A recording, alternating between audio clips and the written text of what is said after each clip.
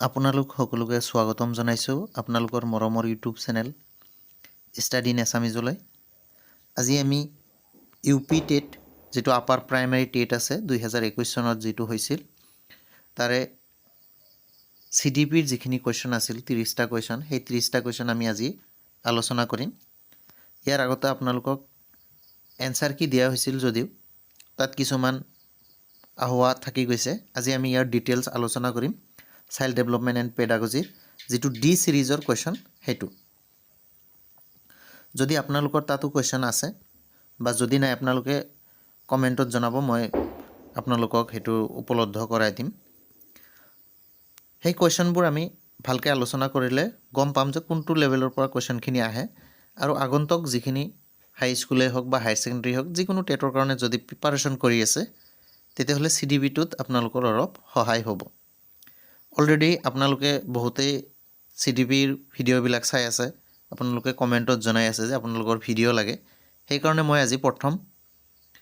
যি previous year question সেইখিনি আলোচনা কৰিবলৈ লৈছোঁ। প্ৰথমটো কুৱেশ্যনটো চাব যে কোনজন সমাজ মনস্তত্ত্ববিদে সামাজিক শিক্ষণ তত্ত্বৰ ধাৰণাটো আগবঢ়াইছিল। ছ'চিয়েল লাৰ্ণিং থিয়ৰীৰ কথা কৈছে। যদি আপোনালোকে ইয়াত বাকী তিনিজন মানুহৰ নাম চায়, যেনেকুৱা স্কিনাৰ আৰু পেভলভ, অন্তৰ্দৰ্শনৰ কথা কৈছিল, আৰু মহাত্মা গান্ধী অন্তৰ্দৰ্শন মানে এইটো হ'ল অনুবন্ধন তত্ত্ব, যিটো অনুবন্ধনবাদ তাৰ বিষয়ে এই দুইজনে কৈছিল। মহাত্মা গান্ধীয়ে বুনিয়াদী শিক্ষাৰ কথা কৈছিল, আৰু এলবাৰ্ট বান্দোৰা নামৰ যিজন ব্যক্তি আছিল তেখেতে কৈছিল ছ'চিয়েল লাৰ্ণিং থিয়ৰীৰ বিষয়ে। সেইটোৱে প্ৰশ্নটো আহিছিল যে ছ'চিয়েল লাৰ্ণিং থিয়ৰী কোনে দিছিল, সেইটো হ'ব এলবাৰ্ট বান্দোৰা। ছেকেণ্ড কুৱেশ্যনটো আছিল যে মূৰ্তৰূপৰ ব্যৱহাৰ উপযোগী সময় স্তৰ হৈছে কোনটো বয়স। এতিয়া ইংৰাজী শব্দটো আপোনালোকে ইয়াত চাব যে ইংৰাজী কুৱেশ্যনটো কি কৈছে যে কনক্ৰিট অপাৰেশ্যনেল পিৰিয়ড। মূৰ্ত ব্যৱহাৰ উপযোগী পিৰিয়ড কোনটো হয় এইটো আমি জানো, sensory motor stage, pre operational stage আৰু অপাৰেশ্যনেল বা কনক্ৰিট, সেইটো হ'ল 7 to 11 ইয়াৰ্ছ। 7 পৰা 11 বছৰ বয়সৰ যিটো সময়সীমা আছে তাক কনক্ৰিট অপাৰেশ্যনেল পিৰিয়ড বুলি কোৱা হয়। এই বিষয়ে অলৰেডি মই ভিডিঅ' আপলোড কৰিছোঁ, আপোনালোকে চাই ল'ব পাৰে। জিন পিয়াজৰ যিটো তত্ত্ব সেই তত্ত্বৰ বিষয়ে।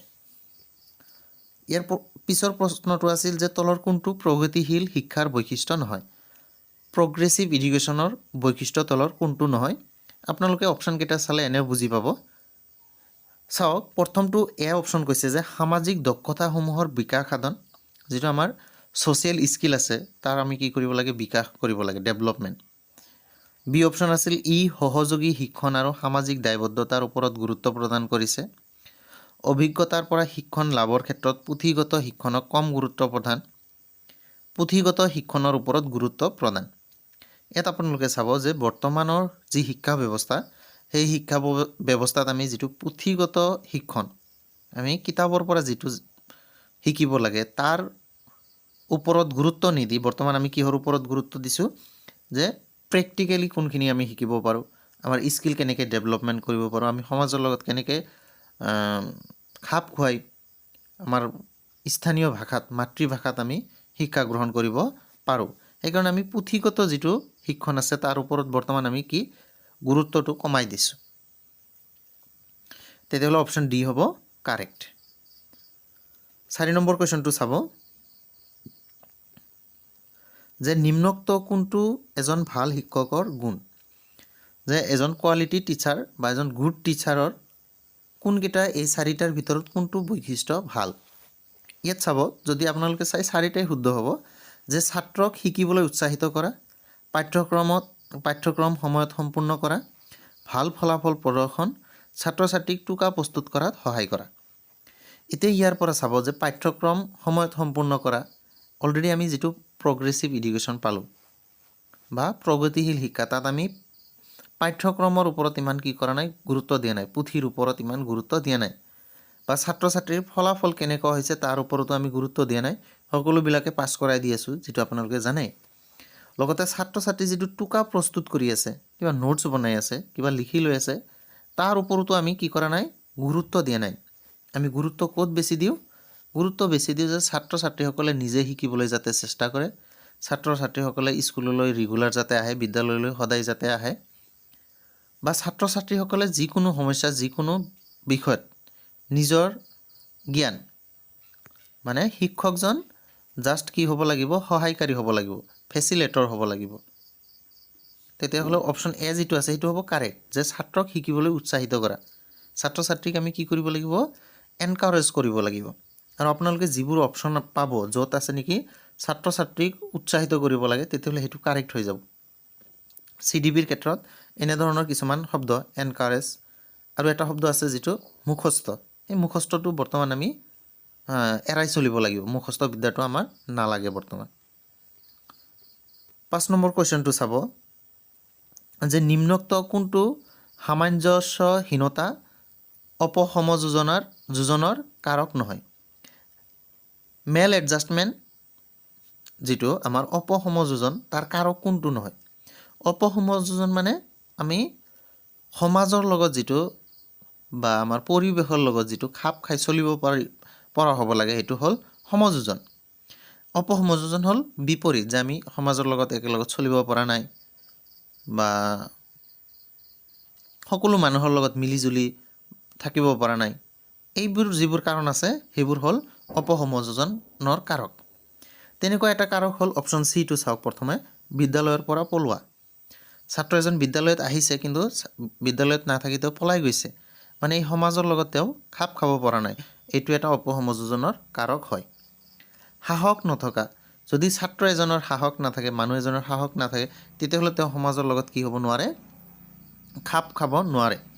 তাৰপিছত আগ্ৰাহী যদি হয়, এগ্ৰেছিভ যদি হয়, খঙাল যদি হয়, তেতিয়াহ'লেও কি নহ'ব পাৰে, ই খাপ খাব পৰা হ'ব নালাগে। আপোনালোকে চাব যিখিনি মানুহৰ বেছিকৈ খং থাকে সেইবিলাক মানুহ সকলো মানুহৰ লগত মিলিব নোৱাৰে, মিলি থাকিব নোৱাৰে। কিন্তু কাৰোবাৰ যদি এনেকুৱা বেমাৰ আছে বিস্মৃতি মানে পাহৰি যোৱা যদি বেমাৰ থাকে, কিবা এটা কথা আপুনি কৈছে এইটো তেওঁ পাহৰি গৈছে, সেই কাৰণটোৰ কাৰণে তেওঁ অপসমযোজন হ'ব, এই অপসমযোজন হোৱাৰ কোনো চিন্তা নাই। কাৰণ তেওঁক আপুনি যি কথাটো কৈছে সেই কথাটো তেওঁ পাহৰি গৈছে, বাকীখিনি তেওঁ কি আছে, চলি আছে বা সমাজৰ লগত চলি থাকিব পাৰে। এইটো এটা বিস্মৃতিটো এটা অপসমযোজনৰ কাৰক হ'ব নোৱাৰে। এইটো কথাটো আপোনালোকে মনত ৰাখিব। কিন্তু যদি আপুনি আগ্ৰহী হয় তেতিয়াহ'লে এইটো এটা কি হ'ব, আগ্ৰাহী হয়। আগ্ৰাহী মানে আপুনি এগ্ৰেছিভ হয়, খঙাল হয়, কথাত আপোনাৰ খং উঠি যায়। আপোনাৰ যদি সাহস নাথাকে, বিদ্যালয়ৰ পৰা যদি আপুনি পলাই যায়, তাৰপিছত আপুনি যদি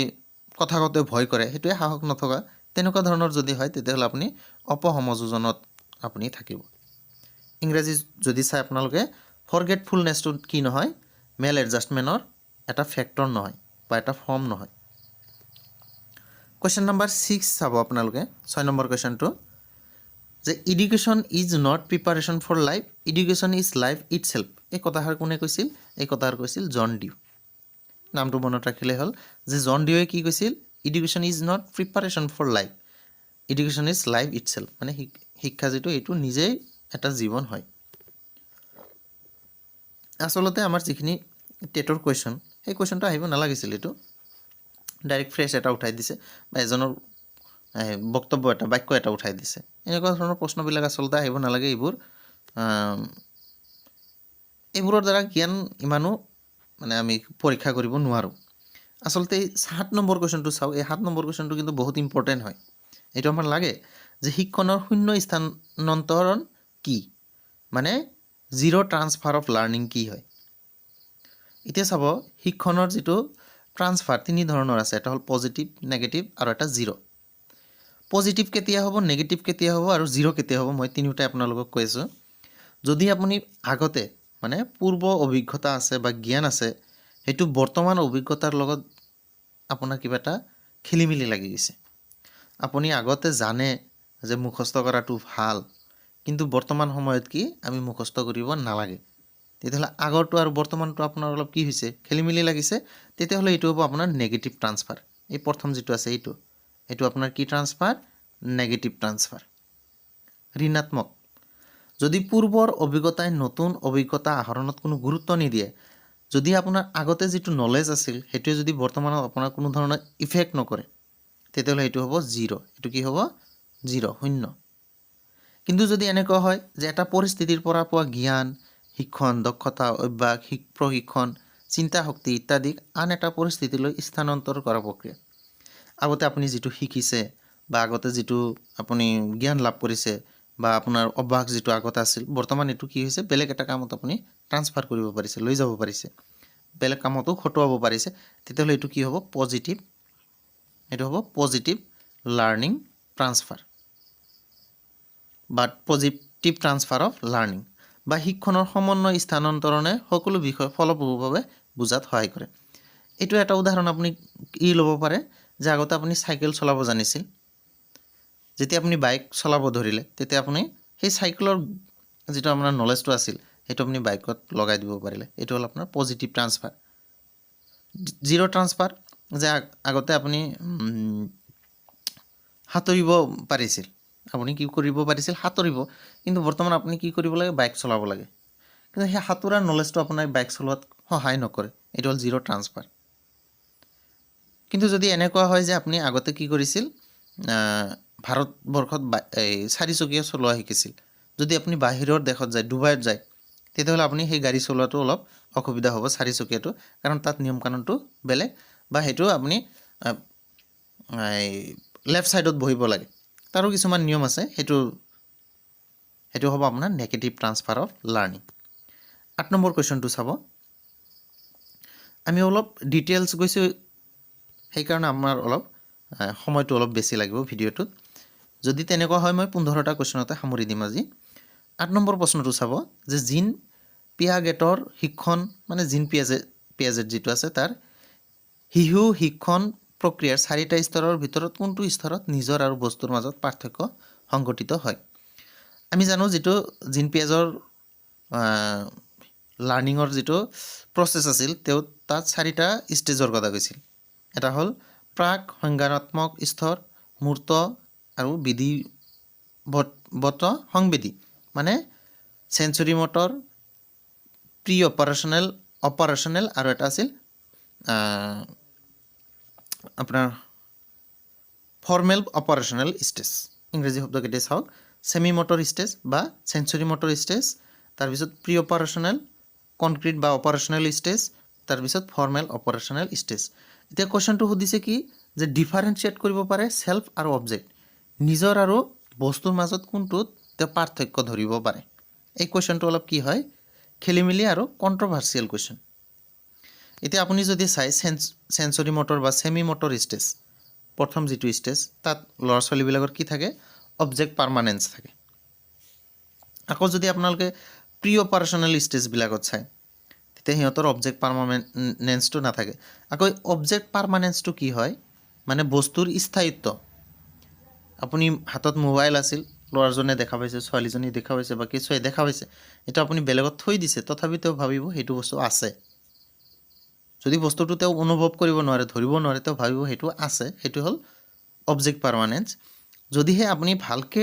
প্ৰশ্নটো লক্ষ্য কৰে তেতিয়াহলে আপুনি ইয়াৰ উত্তৰটো সেমি মটৰ স্টেজে দিব লাগিব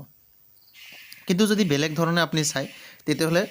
প্ৰি অপাৰেশনেল স্টেজ বা ফৰ্মেল অপাৰেশনেল স্টেজ বা কনক্ৰিট এই চাৰিটা যিকোনো এটা দিলে হৈ যাব কাৰেক্ট যেহেতু অবজেক্ট পাৰ্মানেন্সৰ এটা কোৱেশ্চন কথা আছে সেইকাৰণে আমি সেমি মটৰ স্টেজটো মানি চলিম আসলতে কোৱেশ্চনটো কি হয় কন্ট্ৰভাৰ্চিয়েল কোৱেশ্চন নিজৰ আৰু বস্তুৰ মাজত পাৰ্থক্য কোনটো বয়সত ল'ৰা-ছোৱালীয়ে ল'ব পাৰিব এটো আসলতে তেওঁলোকে যি কনক্ৰিট অপাৰেশনেল স্টেজ আছে মূৰ্ত যেটো চিন্তা কৰিব পাৰে তাতহে ল'ব পাৰে আসলতে তাত পাৰে কিন্তু যদি আমি অবজেক্ট পাৰ্মানেন্স শব্দটো লৈ আহো তেতিয়াহলে সেমি মটৰ স্টেজটো আমি ধৰি লম 9 নম্বৰ কোৱেশ্চনটো চাওক কোনো ব্যক্তিৰ বুদ্ধাঙ্কৰ শ্ৰেণী বিভাজন যদি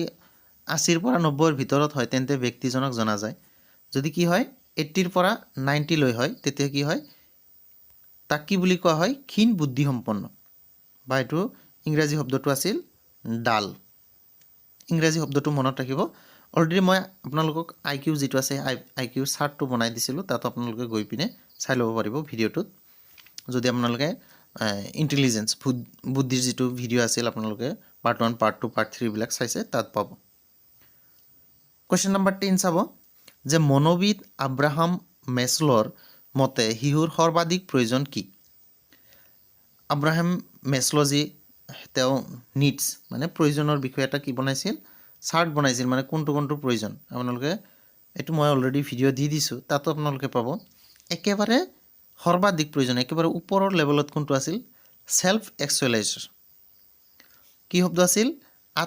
আত্ম বাস্তৱিকতাৰ প্ৰয়োজন অপশ্যন সি যিটো আছে সেলফ এক্সুৱেলাইজেশ্যন সেইটো হ'ল তেওঁলোকৰ আটাইতকৈ ওপৰৰ লেভেলৰ বা আটাইতকৈ বেছি প্ৰয়োজনীয় সৰ্বাধিক প্ৰয়োজনীয় ইংৰাজী শব্দটো আপোনালোকক মই দেখাই দি আছোঁ the need of self actualization 11 number কুৱেশ্যনটো চাব আৰু আব্ৰাহাম মেছল' যিটো সেইটো থিয়ৰিটো বা নিডছৰ যিটো সম্পূৰ্ণ মই আলোচনা কৰিছোঁ আপোনালোকে ভিডিঅ'ত চাই ল'ব পাৰিব 11 নম্বৰ প্ৰশ্ন চাব যে নিম্নোক্তসমূহৰ ভিতৰত কোনটো কাৰ্যই শিশুৰ মাজত অভিৰুচন সৃষ্টি কৰাত এজন শিক্ষকক সহায় কৰে মানে ল'ৰা ছোৱালীৰ মাজত কি কৰিব লাগে মটিভেশ্যন সৃষ্টি কৰাত শিক্ষকৰ কাৰণে কোনটো কাৰ্য ভাল হ'ব প্ৰথমটো এটো চাব যে ভাল আচৰণত পুৰস্কাৰ প্ৰদান যদি ভাল আচৰণত আমি পুৰস্কাৰ প্ৰদান কৰোঁ প্ৰাইজ দিওঁ তেতিয়াহ'লে ছাত্ৰ ছাত্ৰীক কি কৰিব এইটো মটিভেশ্যন কৰিব হয় শ্ৰেণীকোঠাৰ সজীৱ পৰিৱেশ যদি আমি শ্ৰেণীকোঠাৰ যিটো পৰিৱেশ এইটো ভাল পৰিৱেশ দিওঁ এটা সজীৱ মানে ভাল এটা এনভাইৰনমেণ্ট দিওঁ এইটো হয় তেতিয়াহ'লে ল'ৰা ছোৱালীক কি কৰিব মটিভেশ্যন হ'ব বা মটিভেটেড হ'ব শিক্ষণ সামগ্ৰীৰ ব্যৱহাৰ যদি যিখিনি আমাৰ TLM আছে TLMৰ ব্যৱহাৰ যদি কৰোঁ তেতিয়াও তেওঁলোকে কি পাব এটা মটিভেশ্যন পাব সঘনে যদি পৰীক্ষা লওঁ সঘনে পৰীক্ষা ল'লে ছাত্ৰ ছাত্ৰীৰ মাজত ইমান মটিভেশ্যন আহিবও পাৰে নাহিবও পাৰে বা মনত ৰখাত হেঁচা প্ৰদান যদি আপুনি হেঁচা প্ৰদান কৰিছে এইটো প্ৰথমতে নাকচ কৰি ল'ব যেটো আপোনালোকে হেঁচা প্ৰদান কৰে বা মুখস্থ কৰিবলৈ বাধ্য কৰে সেইটো প্ৰথমত নাকচ কৰি ল'ব তেতিয়াহ'লে নাকচ কোনটো হ'ল অপশ্যন ই তাৰপিছত চাব অপশ্যন এফত কি আছে আজৰি সময় প্ৰদান ল'ৰা ছোৱালীক যদি আপোনালোকে কি কৰে লেজাৰ সময় দিয়ে তেতিয়াহ'লে সিহঁতে কি পাব এটা মটিভেশ্যন পাব সঘনে পৰীক্ষাটো এইটো ভাল কথা নহয় আমি ল'ৰা ছোৱালীৰ সঘনে পৰীক্ষা ল'ব লাগে ছাত্ৰ ছাত্ৰীসকলে নজনাকৈ ডিউৰিং দি ক্লাছত আমি ল'ব লাগে সেইটো আমাৰ ফৰ্মেটিভ ইভালুৱেশ্যন হ'ব লাগে ছাবমিটিভ নহয় এতিয়া আমাক এই তলৰ পৰা কি কৰিব দিছে অপশ্যন কেইটা সিলেক্ট কৰিব দিছে অপশ্যন এ কৈছে এ বি চি এতিয়া চাওক ডি আৰু ই যেহেতু নহয় বুলি মই কৈ দিছোঁ তেতিয়াহ'লে ডি আৰু ই যিটো অপশ্যনত আছে সেইকেইটা বাদ দিয়ক কোনটোত আছে অপশ্যন চিত আছে অপশ্যন বিত আছে আৰু অপশ্যন ডিত আছে আপোনালোকে চাইছে ইয়াত ডি আছে ইয়াতো ডি আছে তিনিটাতে ডি আছে তেতিয়াহ'লে এইটো নহয় এ বি আৰু চি ভাল আচৰণত পুৰস্কাৰ প্ৰদান শ্ৰেণীকোঠাৰ সজীৱ পৰিৱেশ শিক্ষণ সামগ্ৰীৰ ব্যৱহাৰ আৰু আজৰি সময় প্ৰদান এইটো F2 আহি যাব যেটো আপোনালোকে F আছে F2 আহিব কিন্তু যেহেতু ইয়াত অপশ্যনত মিলা নাই সেইকাৰণে আমাৰ কাৰেক্ট আনসাৰ হ'ব অপশ্যন এ বি চি ভাল আচৰণত পুৰস্কাৰ প্ৰদান শ্ৰেণীকোঠাৰ সজীৱ পৰিৱেশ আৰু শিক্ষণ সামগ্ৰীৰ ব্যৱহাৰ সেইটো আৰু এটা আছে এইটো হ'ল আজৰি সময় প্ৰদান তেওঁলোকক লেজাৰ সময় দিলেও সিহঁতে মটিভেটেড হয় 12 নম্বৰ কুৱেশ্যনটো চাব যে তলত দিয়া তালিকাৰ পৰা বহিমুখী ব্যক্তিৰ বৈশিষ্ট্যসমূহ বাছি উলিওৱা এক্সট্ৰভাৰ্ট যদি আপোনালোকে পাৰ্চনেলিটিৰ ভিডিঅ'টো চাইছে এই কুৱেশ্যনটো মই ডাইৰেক্ট দিছিলোঁ আৰু আপোনালোকক পঢ়াইছিলোঁ তাত আপোনালোকে পাব তাৰ পৰা ডাইৰেক্ট কমন হৈছে যে এক্সট্ৰভাৰ্ট আৰু ইণ্ট্ৰভাৰ্ট অলৰেডি এইটো ক্লাছত বুজোৱা হৈছে যে যিখিনি বহিমুখী এক্সট্ৰভাৰ্ট তেওঁলোকৰ বৈশিষ্ট্য ক'ব দিছে যিবিলাক এক্সট্ৰভাৰ্ট হ'ব সেইবিলাক সামাজিকভাৱে কি হয় সক্ৰিয় হ'ব তৎপৰ হ'ব সঁচা কথা ইহঁত চিন্তামগ্ন অৱস্থাত পোৱা যায় মিছা কথা এইটো ইণ্ট্ৰভাৰ্টৰ দলগত প্ৰক্ৰিয়াতকৈ আত্মক্ৰিয়াতহে বেছি গুৰুত্ব দিয়ে এইটো মিছা কথা এইটো ইণ্ট্ৰভাৰ্টৰ নমনীয় দৃষ্টিভংগী আৰু বন্ধুসুলভ প্ৰকৃতিৰ এইটো সঁচা কথা সিহঁতে বন্ধুসুলভ হয় আৰু আৱেগিক সমস্যাৰ পৰা মুক্ত এইটো সঁচা তেতিয়াহ'লে অপশ্যন এ ডি আৰু ই ক'ত আছে অপশ্যন চি বাকী আৰু চাবই নালাগে ইয়াৰ পিছত চাওক কুৱেশ্যন নম্বৰ 13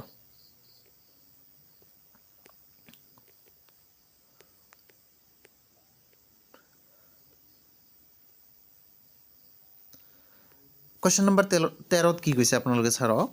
যে তলত উল্লেখ কৰাবোৰৰ কোনটো শিক্ষণ পদ্ধতিত সু অভ্যাস গঠনত ব্যৱহাৰ কৰা হয় সু অভ্যাস মানে ইংৰাজী শব্দটো আপোনালোকে চাব যে গুড হেবিট কিহৰ কথা কৈছে যে গুড হেবিট ভাল অভ্যাস আমি যদি বনাব চেষ্টা কৰোঁ তেতিয়াহ'লে এইটো কোনটো পদ্ধতিৰ দ্বাৰা আমি কৰিব পাৰোঁ এতিয়া চাওক যদি আমি ভাল অভ্যাস এটা কৰিব বিচাৰোঁ তেতিয়াহ'লে ইমিটেটিভ মেথড যেটো অসমীয়াত কোৱা হয় অনুকৰণ পদ্ধতি বেলেগৰ পৰা চাই লোৱা এই পদ্ধতিৰ দ্বাৰাও কৰিব পাৰোঁ কোনটো দ্বাৰা পাৰোঁ অনুকৰণ পদ্ধতি আৰু এটা হ'ল প্ৰস্তুতি নীতি প্ৰস্তুতি মানে আপুনি কিবা এটা শিকাৰ কাৰণে প্ৰস্তুত হোৱা আৰু এটা হ'ল অনুবন্ধন তত্ত্ব যাৰ ইংৰাজী হ'ল কণ্ডিশ্যনিং আৰু এটা হ'ল অন্তৰ্দৰ্শন মেথড এতিয়া চাওক এই চাৰিটাৰ পৰা আপুনি কোনটো হেবিট ফৰ্মেশ্যন আৰু গুড হেবিট ফৰ্মেশ্যনত সহায় হ'ব যদি সেইটো চাই তেতিয়াহ'লে আপোনাৰ কাৰেক্ট এনচাৰটো হ'ব কণ্ডিশ্যনিং কৰি যদি লয় আপুনি কি কৰিব লাগিব আপুনি অনুবন্ধন কৰিব লাগিব যেনেকৈ আপোনালোকে পৰীক্ষাটোত পাইছিলে শিক্ষণৰ তত্ত্ব যেতিয়া পঢ়াইছিলোঁ এই কণ্ডিশ্যনিং কৰি ল'লে আপুনি ভালকৈ গুড হেবিট এটা ফৰ্মেশ্যন কৰিব পাৰিব 14 নম্বৰ কুৱেশ্যনটো চাব যে এটা জীৱদেহৰ ভিতৰত আভ্যন্তৰীণ বৃদ্ধি অথবা বাহ্যিক উদ্দীপকৰ সৈতে হোৱা সংযোগৰ ফলস্বৰূপে সৃষ্টি হোৱা বিভিন্ন স্পন্দনে উদ্ৰেক কৰা প্ৰবল অনুভূতিক বুজাবলৈ ব্যৱহাৰ কৰা শব্দটো কি এতিয়া চাওক কি কৈছে যে এটা জীৱৰ দেহৰ ভিতৰত আভ্যন্তৰীণ বৃদ্ধি বা বাহ্যিক উদ্দীপকৰ সৈতে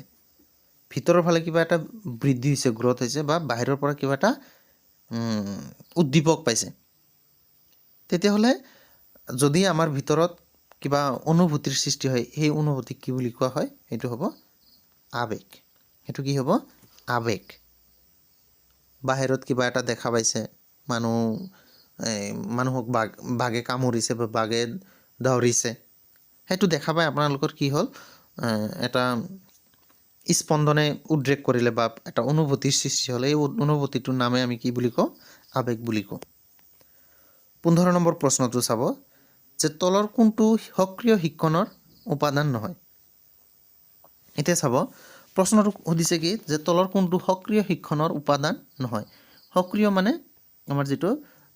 এক্টিভ লাৰ্নিং ইংৰাজী শব্দটো চাব যে which is not the element of active learning তেতিয়াহ'লে আপোনালোকে চাব এক্টিভ লাৰ্নিঙৰ কোনটো নহয় এইটো হ'ল সেন্সিটিভিটি যেটো সেন্সিটিভিটি আছে সেই সেন্সিটিভিটিটো এক্টিভ লাৰ্নিঙৰ এলিমেণ্ট নহয় আজিৰ ভিডিঅ'লৈ ইমান